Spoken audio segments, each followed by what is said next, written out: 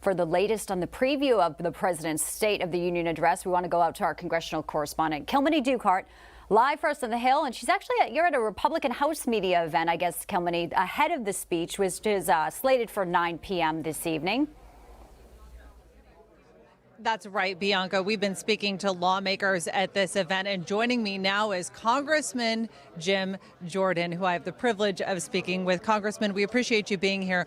We heard a very emotional speech from Congresswoman Spartz, who is a Ukrainian American, talking about the bloodshed, talking about America's purchase and Europe's purchase of Russian oil, saying that the blood of the Ukrainian people are mixed with that.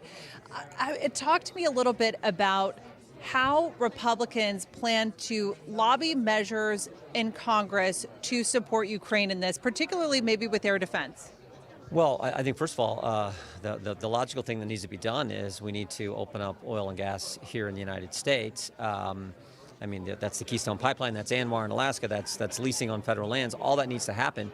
But even if Joe Biden wanted to do it, his party won't let it. I mean, his party is controlled by the radical left, and they're just not going to go. They want to destroy oil and gas in the United States, which has implications around the world. And obviously, we're seeing that play out in a real way as we speak in Ukraine. So Victoria, she was amazing when I heard her speak this morning. She's a member of the Judiciary Committee, which I serve on as well. And she knows that, and she knows what's going on there in a personal way because of the family and friends she has still there in Ukraine. So the right thing to do is the common sense thing to do, but Joe Biden can't do it, even if he wanted to, because his party won't let him. They are locked onto this destroy the oil and gas industry. And we're seeing the real world implications of that play out again as we speak. And this is at a time where Americans are fatigued from the pandemic. They're dealing with record inflation. Yeah. They're paying higher prices at the pump.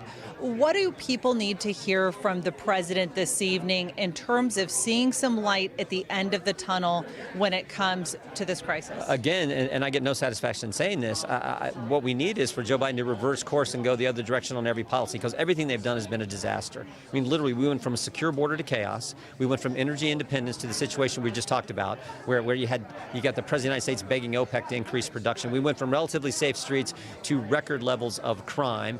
We have seen what's happened in Afghanistan. We see what's happening now in Ukraine. I think that is a result of weakness. You project weakness from the Oval Office. Bad people do bad things, and we're seeing that again play out.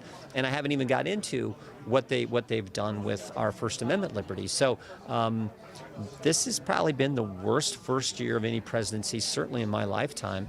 So the thing to do is reverse course and start doing common sense things, put back in place the policies of President Trump. But they won't do that because the left controls the Democrat Party, and the left is committed to all the crazy open border, defund the police, get rid of oil and gas, don't have any, don't prosecute people who do bad things. I mean, they're committed to all their crazy policies. And we're seeing it all play out in a bad way around the country. And one more quick one before we go. Republicans right now are poised. They're on a very good path to win majorities back in November.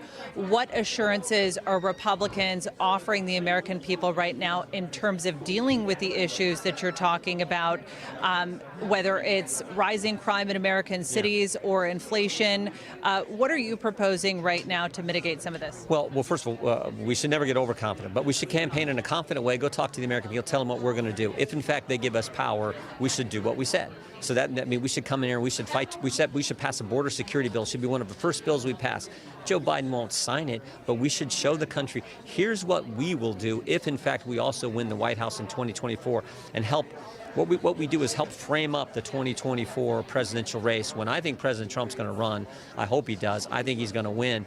And then we can actually put in place these policies. But we should pass things. We should get rid of the liability protection that big tech has. There's certain legislation we should pass that, again, Joe Biden will not sign, but we should demonstrate to the country, here's what we're for. Here's what we will do if, in fact, you put us in power and then 2 years later put President Trump back in the White House. That's just how American politics works. And then in addition to that, we need to do the investigations, do the oversight, so the American people get the truth on all the crazy things that have been happening this first year in the Biden administration. Absolutely. Congressman Jordan, we really appreciate you being with us. Thank you so much for your time. And of course, we will continue to follow reaction and, of course, the rebuttal later this evening from Republicans after the president's speech.